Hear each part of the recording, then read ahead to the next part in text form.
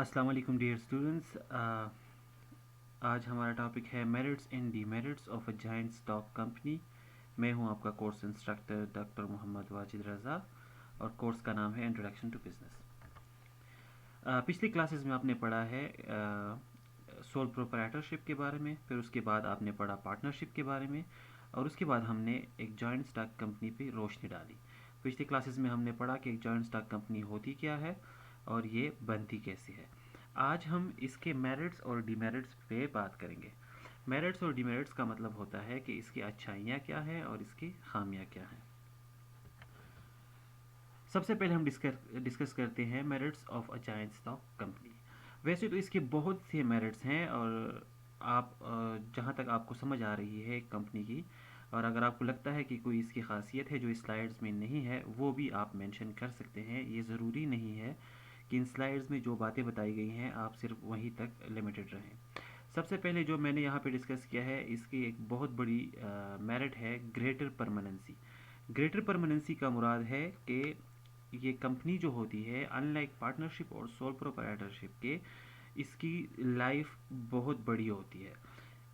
ये इसके operations permanent होते हैं, क्योंकि पार्टनरशिप और सोल प्रोप्राइटरशिप में हमने पढ़ा था कि अगर कोई ओनर बिजनेस छोड़ता है या फिर वो मरता है या फिर किसी भी केस में अगर कोई हादसा होता है, तो बिजनेस के स्ट्रक्चर पे या बिजनेस के एग्जिस्टेंस पे पूरा इफेक्ट पड़ता था। जॉइंट स्टॉक कंपनी जो होती है, इसमें इन चीज़ों के मसाइल नहीं आते। ओनर के बीमार होने से या फिर उसके मरने से या फिर अगर कोई और लीगल कम्प्लेक्सिटी आती है, इससे एक कंपनी ख़त्म नहीं होती, बल्कि ये लंबे अरसे तक चलती है। दूसरा, इसमें एक और भी वजह है इसकी लंबी ज़िंदगी का। अगर एक कंपनी को नए प्रोजेक्ट शुरू करने हैं या इसको फ़ंड की ज़रूरत है, तो जहाँ तक पार्टनरशिप और सोल प्रोप्राइटरशिप का सवाल था, उन पे ये कॉन्स्ट्रेंट था कि वो आसानी से फ़ंड इकट्ठे नहीं कर सकते थे, तो इसलिए इस वजह से उनकी लाइफ इफ़ेक्ट होती थी। जबकि एक जॉइंट स्टॉक कंपनी को ये आसानी होती है कि वो मार्केट से आसानी से एक्स्ट्रा फ़ंड उठा सकते हैं। ये कैसे उठाते हैं ये फिर अगले स्लाइड्स में या फिर किसी और क्लास में डिटेल से डिस्कस करेंगे, लेकिन यहाँ पे इतना बताता चलूँ कि एक जॉइंट स्टॉक कंपनी के पास इख्तियार होता है कि वो आम लोगों पे, आम इन्वेस्टर्स पे अपने शेयर बेचे और उससे एक्स्ट्रा फंड्स जनरेट करे। तो ये एक्स्ट्रा फंड जनरेट करने की जो आसानी है, ये भी कंपनी की लंबी ज़िंदगी में एक अहम फैक्टर है। दूसरी इसके बहुत बड़ा जो एक मेरिट है, जो एक खासियत है जॉइंट स्टॉक कंपनी का, वो अनलिमिटेड लाइबिलिटी है।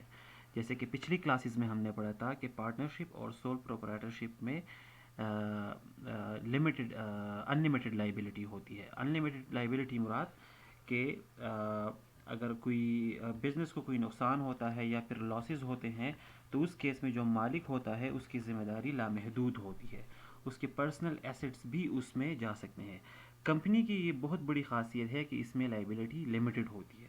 लिमिटेड मुराद कि अगर किसी सूरत कंपनी को लॉस होता है या फिर कोई और वजह से कंपनी को के एसेट्स को नुकसान पहुंचता है, तो उस केस में जो इसके ओनर्स हैं उन पे ज़िम्मेदारी अनलिमिटेड नहीं आती, बल्कि जितने आपके पास शेयर्स है, सिर्फ आपके उतने शेयर्स को नुकसान पहुंच सकता है, उससे आगे आपके पर्सनल एसेट्स तक नुकसान नहीं पहुंचता। लेट अस सपोज आपने एक कंपनी में 2,000 रुपये के शेयर्स दिए हैं। अब किसी वजह से वो कंपनी नुकसान में आती है और उस पर जो कर्ज़ा है उसको ख़त्म करने के लिए उसके जो कर्जदार हैं वो कोर्ट जाते हैं। तो उस केस में आपकी जो सिर्फ 2,000 रुपये के शेयर्स हैं इस कंपनी में, सिर्फ वो शेयर्स डूब जाएंगे। उससे आगे आपकी जो पर्सनल एसेट्स है, आपकी जो प्रॉपर्टी है, उससे कंपनी के कर्जदारों का कोई लेन देन नहीं होता। अगर आप याद करें तो पार्टनरशिप और सोल प्रोप्राइटरशिप में ये एक बहुत बड़ा डीमेरिट था कि अगर कंपनी कि आपका जो बिज़नेस है वो लॉस करता है और उस पर कर्जा हो, तो उसको पूरा करने के लिए आपके पर्सनल एसेट्स भी कोर्ट डिज़ोल्व कर सकते हैं। तीसरा जो इसका बहुत बड़ा मेरिट है वो है इजी टू ट्रांसफ़र ओनरशिप। आप रिकॉल करें, पार्टनरशिप और सोल प्रोप्राइटरशिप में अगर एक मालिक अपनी मलकियत किसी दूसरे को ट्रांसफ़र करता है तो वो अच्छा खासा मुश्किल प्रोसेस था। अगर पार्टनरशिप डीड में मेंशन ना हो तो अक्सर केसेस में पार्टनरशिप उससे ख़त्म भी हो जाता है अगर एक पार्टनर अपना पार्टनरशिप से निकलना चाहे। कंपनी में ये आसानी होती है कि अगर एक मालिक अपना हिस्सा ख़त्म करना चाहे या फिर ये अपना हिस्सा बेचना चाहे, तो इससे कंपनी के एग्जिस्टेंस पे कोई सवाल पैदा नहीं होता। اگر ایک لیٹس سپوز اگر 5 مالک ہیں، ان میں سے 2 مالک ایسے ہیں جو چاہتے ہیں کہ یہ کمپنی کی جو ان کے پاس شیئرز ہے، جو ملکیت ہے، وہ ختم کرے یا پھر کسی اور کو گفٹ کرے یا پھر کسی اور کو بیچیں، تو اس صورت میں کمپنی کے ایگزسٹنس پہ کوئی فرق نہیں پڑتا اور وہ بہت آسانی سے ہو سکتا ہے۔ ایک مالک سے دوسرے مالک تک شیئر یا جو ملکیت ہے، یہ اگر ہم ٹرانسفر کرتے ہیں تو اس کو ٹرانسفر آف اونرشپ کہتے ہیں۔ یہ کمپنی میں کیوں آسان ہے؟ یہ اس لیے آسان ہے کہ کمپنی میں آپ نے کچھ خاص لیگل فارمیلٹیز نہیں کرنے، آپ نے لیگل کمپلیکسٹیز میں نہیں پڑنا۔ آپ کے پاس جتنے شیئرز ہیں، آپ نے صرف وہ شیئرز لے کے سیکنڈری مارکیٹ میں کسی دوسرے کو فروخت کر دینے ہیں۔ لیٹ اس سپوز آپ کے پاس پیپسی کے 50 شیئرز ہیں، تو آپ پیپسی کے 50 شیئرز کے اونر ہیں۔ اگر آپ اپنی یہ اونرشپ ٹرانسفر کرنا چاہتے ہیں تو کسی بھی اپنے دوست، فیملی ممبر یا پھر کوئی بھی بندہ جو اس شیئرز کو لینے میں دلچسپی رکھتا ہو، آپ اس سے پیسے لے کے یہ شیئرز ان کو ٹرانسفر کر دیں، تو اس طرح سے یہ اونرشپ ٹرانسفر ہو جائے گا اور کمپنی کی ایگزسٹنس پہ کوئی سوال نہیں آئے گا۔ یہ اس کا ایک بہت بڑا فائدہ ہے کمپنیز کا۔ ایک اور اس کا بہت بڑا فائدہ جو ہے وہ اٹریکشن آف ہیوج کیپٹل ہے۔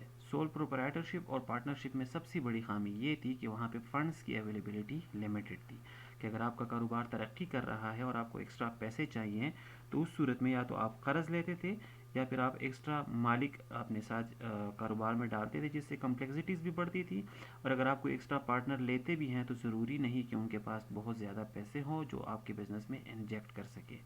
یہ پابندی جوائنٹ اسٹاک کمپنیز میں نہیں ہوتی۔ اگر آپ کو کسی پروجیکٹ کے لیے یا پھر کسی بھی وجہ کے لیے اور پیسے چاہیے تو وہ بہت آسانی سے آپ مارکیٹ سے اٹھا سکتے ہیں۔ اس کا طریقہ کار انشاءاللہ پھر ڈیٹیل سے ڈسکس کریں گے، لیکن یہاں صرف اتنا بتاتا چلوں کہ لیٹس سپوز آپ کی کمپنی ہے اور آپ کو 1 ارب روپیہ اور چاہیے، تو آپ کے جو شیئرز ہیں جن میں آپ نے کچھ شیئرز آپ کے پاس پڑے ہوں گے جن کو ان ایشوڈ شیئر کہتے ہیں، وہ آپ کے پاس ریزرو میں پڑے ہوتے ہیں، وہ شیئر آپ مارکیٹ میں ایشو کر دیتے ہیں اور جو جنرل پبلک ہے، عام لوگ چھوٹے چھوٹے مقدار میں وہ شیئرز خرید لیتے ہیں اور آپ کو آسانی کے ساتھ بہت بڑا کیپٹل آپ آسانی کے ساتھ اکٹھا کر لیتے ہیں۔ تو کمپنی میں یہ بھی ایک بہت بڑی آسانی ہوتی ہے کہ آپ کو ہیوج کیپٹل اکٹھا کرنے میں کوئی مسئلہ نہیں ہوتا، کیونکہ آپ کم قیمت والے شیئرز جنرل مارکیٹ میں جنرل انویسٹر پہ آسانی کے ساتھ بیچ سکتے ہیں۔ مینجمنٹ فنکشن یہ بھی اس کمپنی کی ایک بہت بڑی خاصیت میں سے ایک ہے۔ جہاں تک سول پروپرائٹرشپ اور پارٹنرشپ کی بات ہے، وہاں پہ یا اکثر جو مالک ہوتے تھے وہی اپنے کاروبار کو چلاتے بھی تھے، تو مطلب جو اونرز ہیں وہی مینیجرز بھی تھے۔ اکثر یہ ہوتا ہے کہ کاروبار میں بہت کمپلیکسٹیز آتی ہیں اور آپ کو اس کے لیے اسپیشلسٹ کی ضرورت ہوتی ہے۔ سول پروپرائٹرشپ اور پارٹنرشپ کے کیس میں بہت مشکل ہوتا ہے کہ آپ ہر ایک جاب کے لیے الگ اسپیشلسٹ بندہ رکھیں۔ اس کی ایک بہت بڑی وجہ فائنینشیل کنسٹرین ہے۔ آپ کے پاس اتنا بجٹ نہیں ہوتا کہ آپ اتنے سارے امپلائیز اپنے کاروبار میں رکھ سکیں۔ جہاں تک کمپنی کی بات ہے تو وہاں پہ یہ بہت بڑی آسانی ہے کہ چونکہ آپ کے پاس فنڈ زیادہ ہوتا ہے، کمپنی کا سائز بہت بڑا ہوتا ہے، اس لیے وہ آرام سے ڈفرینٹ جو جابز ہیں ان کے لیے اسپیشلسٹ ہائی سیلریز پہ ہائر کر سکتے ہیں۔ تو کمپنیز میں یہ مینجمنٹ فنکشن ہے، یہ بڑا کمپلیکس اور ڈائنامک ہوتا ہے، اور اس میں یہ آسانی ہوتی ہے کہ وہ جتنا چاہے، جس بھی سبجیکٹ کے لیے چاہے، جس بھی فیلڈ کے لیے چاہے، الگ سے ایکسپرٹ رکھ سکتے ہیں، اور پھر بعد میں جا کے یہ کمپنی کی گروتھ میں بہت ہیلپ کرتے ہیں۔ Benefits of larger scale of production یہ بھی ایک کمپنی کی بہت بڑی خاصیت ہے۔ لارج اسکیل آف پروڈکشن کو ہم کہہ سکتے ہیں کہ کمپنی کی سائز کی وجہ سے، چونکہ ان کا سائز بہت بڑا ہوتا ہے، تو وہ اکانومیز آف اسکیل انجوائے کرتے ہیں۔ اکانومیز آف اسکیل ایک بہت ٹیکنیکل ٹرم ہے، اس کا مقصد ہے کہ اگر ایک بندہ 2 یونٹس آف پروڈکشن بنا رہا ہے تو اس پہ ایک طرح کا کاسٹ آئے گا، لیکن اگر وہ اپنا پروڈکشن انکریز کرے 5 یونٹ یا 10 یونٹ تک تو اس کا کاسٹ آف پروڈکشن جو ہے پر یونٹ وہ ڈیکریز ہوگا۔ آسان لفظوں میں اگر میں سمجھانے کی کوشش کروں تو میں یہ کہہ سکتا ہوں کہ جتنا آپ کا پروڈکشن زیادہ ہوگا اتنا پر یونٹ کاسٹ کم ہوتا ہے۔ تو یہ کمپنی کی سائز کی وجہ سے اور ان کے بہت بڑے ہیوج کیپٹل اور انفراسٹرکچر کی وجہ سے کمپنی کو یہ آسانی ہوتی ہے کہ وہ اکانومیز آف اسکیل انجوائے کر سکے، وہ زیادہ پروڈکشن کر سکے، جس کی وجہ سے ان کا پر یونٹ کاسٹ کم آتا ہے۔ سوشل بینیفٹس یہ بھی کمپنیز کی خاصیت میں سے ایک ہے، چونکہ کمپنی کا سائز بہت بڑا ہوتا ہے، ان کے پاس بجٹ ہیوج ہوتا ہے، ان کے پاس ریسورسز زیادہ ہوتے ہیں، تو جو اس میں لو رینک لیبر ہے یا جو ورکر ہے، کمپنیز ان کے سوشل لائف کے لیے بھی سوشل بینیفٹس دیتے رہتے ہیں، اور آج کل یہ ٹرینڈ بہت زیادہ چل رہا ہے کہ کمپنیز سوشل رسپانسبلٹی دکھا رہے ہیں، اور جو اپنے لیبر ہیں یا جو لو رینک کے مزدور ہے، ان کے لیے health benefit, sports benefit, education benefit ان کے اور ان کے فیملیز کے لیے وہ دے رہے ہوتے ہیں۔ تو یہ بھی کمپنی کی ایک بہت بڑی خاصیت ہے۔ سول پروپرائٹرشپ اور پارٹنرشپ میں آپ کے پاس اتنا بجٹ نہیں ہوتا کہ آپ اپنے تمام ملازمین کے لیے سوشل بینیفٹس دے سکیں۔ اس کے علاوہ بھی اگر آپ کے ذہن میں کچھ میرٹس آتے ہیں تو وہ بے شک آپ یہاں پہ ڈسکس کر سکتے ہیں۔ اب آتے ہیں کچھ ڈی میرٹس کی طرف۔ کمپنی کی بہت زیادہ ڈی میرٹس ہیں، لیکن جو چند چیدہ اور جو اہم ڈی میرٹس ہیں، میں صرف وہاں وہ اٹھائے ہیں اور میں یہاں پہ صرف ان کا ڈسکس کروں گا۔ سب سے پہلا جو ڈی میرٹ میں یہاں لسٹ کر رہا ہوں وہ ہے کمپلیکس فارمیشن۔ جہاں تک کمپنی اسٹیبلش کرنے کی بات کی جائے تو کمپنی بنانے کا جو پروسیس ہے وہ بہت لمبا اور پیچیدہ ہے، اور یہی اس کا ایک بہت بڑا ڈی میرٹ بن جاتا ہے۔ اگر ہم سول پروپرائٹرشپ اور پارٹنرشپ بناتے ہیں تو ان کا پروسیس بھی آسان نہیں ہوتا، لیکن وہ اتنا مشکل نہیں ہے۔ جہاں تک جائنٹ اسٹاک کمپنیز کی بات ہو رہی ہے، اس کو اگر آپ ایک پراپر رجسٹرڈ کمپنی بنانا چاہتے ہیں تو اس کے بہت زیادہ سٹیپس ہیں اور لیگل ریکوائرمنٹس ہیں، جو مطلب امپاسبل نہیں ہے، لیکن اس میں ٹائم اور انرجیز بہت لگتے ہیں۔ فار ایگزامپل آپ کو پروموشن کرنا پڑتا ہے، پھر منیمم سبسکرپشن کرنی پڑتی ہے، پھر certificate of commencement in corporation, پھر انڈر رائٹنگ ایگریمنٹ، اور ایسے بہت سے پیچیدہ سٹیپس ہیں جو انشاءاللہ آگے لیکچرز میں ہم ڈسکس کریں گے۔ لیکن اس کی بہت بڑی ڈی میرٹ ہو گیا کہ جو اس کے فارمیشن ہے کمپنی کا، اس میں آپ کو بڑے کمپلیکس سٹیپ سے گزرنا پڑتا ہے۔ ایک اور بہت بڑی خاصیت یا ڈی میرٹ کمپنی کی جو ہوتی ہے وہ ہے ڈبل ٹیکسیشن۔ سول پروپرائٹرشپ اور پارٹنرشپ میں جو اونر ہے اس پہ صرف ایک بار ٹیکس لگتا ہے، لیکن اگر کمپنی کی بات کی جائے، یہاں پہ جو اونرز ہوتے ہیں ان کے انکم پہ 2 بار ٹیکس لگتا ہے۔ یہ بات تھوڑی سی پیچیدہ ہے، لیکن میں اگر اس کو آسان الفاظ میں سمجھانا چاہوں تو میں یوں کہوں گا کہ جو ایک کمپنی کے مالک ہوتے ہیں وہ لوگ ہوتے ہیں جن کے پاس شیئرز ہوتے ہیں۔ جیسے کہ یہ شیئرز اگر میرے پاس کچھ ہیں، کچھ آپ کے پاس ہیں، سپوز پیپسی کمپنی کے کچھ شیئر میرے پاس ہیں اور کچھ آپ کے پاس ہیں، تو ہم پیپسی کمپنی کے مالک ہیں۔ اب کیا ہوتا ہے کہ جب پیپسی کمپنی اپنے سال بھر کی پروڈکشن کرتے ہیں اور پھر وہ جب انکم سٹیٹمنٹ بناتے ہیں، تو جو پیپسی کمپنی کا نیٹ انکم آتا ہے آپریشن سے، اس پہ گورنمنٹ ٹیکس لگاتا ہے۔ تو ایک بار پیپسی کمپنی وہاں پہ ٹیکس دے دیتی ہے، تو پھر ٹیکس کے بعد جو نیٹ پروفٹ بچتا ہے وہ پیپسی کمپنی جو اپنے مالک ہیں، جو شیئر ہولڈرز ہیں، ان میں ڈسٹریبیوٹ کر دیتا ہے۔ جو پروفٹ کمپنی اپنے شیئر ہولڈرز کو ڈسٹریبیوٹ کرتا ہے اس کو ڈیویڈنڈ کہتے ہیں۔ تو اب میرے پاس کچھ شیئر ہے، کچھ شیئرز آپ کے پاس ہیں، تو کمپنی سے ہمیں ڈیویڈنڈ ملے گا۔ اب جب ہمیں ڈیویڈنڈ ملتا ہے تو یہ ڈیویڈنڈ اس پہ دوبارہ ٹیکس لگتا ہے۔ تو اگر آپ دھیان دیں تو ہماری کمپنی ہے، ہمارا انکم ہے اور پھر ہمیں ڈیویڈنڈ ملا، لیکن اس پہ 2 بار ٹیکس لگا۔ ایک بار پیپسی نے ٹیکس دیا ڈائریکٹ، اور دوسری بار جب ہمیں ڈیویڈنڈ ملا تو پھر ہم اس پہ دوبارہ ٹیکس دے رہے ہیں۔ تو اسی لیے کہتے ہیں کہ کمپنی کے جو پروفٹ ہے اس پہ ڈبل ٹیکسیشن لگتا ہے، اور یہ کمپنی کی ایک بہت بڑی ڈیمیرٹ ہے۔ ایک اور بہت اہم مسئلہ جو کمپنیز میں سامنے آتا ہے وہ ہے separation of ownership from management. اب جہاں تک سول پروپرائٹر اور پارٹنرشپ کی بات ہے، وہاں پہ جو لوگ کاروبار بنا رہے ہوتے ہیں اصل میں وہ چلا بھی رہے ہوتے ہیں، تو زیادہ کیسز میں جو اونرشپ ہے اور جو مینجمنٹ ہے وہ ایک ہی بندے کے پاس ہوتی ہے۔ کمپنی بہت کمپلیکس اسٹرکچر ہے۔ اس میں جو لوگ کمپنی بناتے ہیں اس کو ہم بورڈ آف ڈائریکٹرز یا پھر مینیجرز کہتے ہیں، اور اس کے مالک کون ہوتے ہیں؟ مالک ان کے وہ لوگ ہوتے ہیں جن کے پاس شیئرز ہوتے ہیں۔